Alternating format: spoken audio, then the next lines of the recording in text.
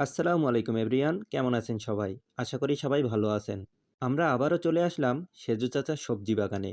কারণ আজকেও লাল শাক তোলা হবে এবং লাল শাকের পাশাপাশি পালং শাকও তোলা হবে।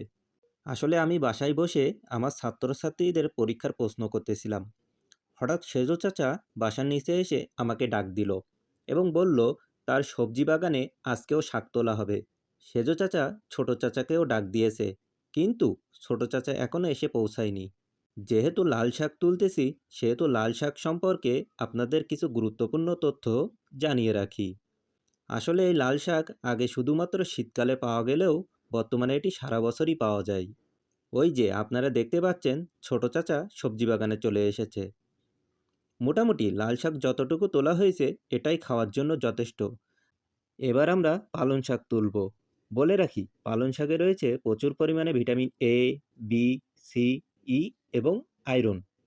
এই জন্য পালং শাক খেলে রক্তে আয়রনের মাত্রা বেড়ে যায়। এটা আমার কথা না, এটা গুগল থেকে নেয়া তথ্য আপনাদেরকে জানালাম। ভিডিওটি এই পর্যন্ত। আর হ্যাঁ, যারা এখনও চ্যানেলটি সাবস্ক্রাইব করেননি তারা চ্যানেলটি দ্রুত সাবস্ক্রাইব করুন এবং পরের ভিডিওগুলো দেখার জন্য পাশে থাকা বেল আইকনটি ক্লিক করুন। আল্লাহ হাফেজ।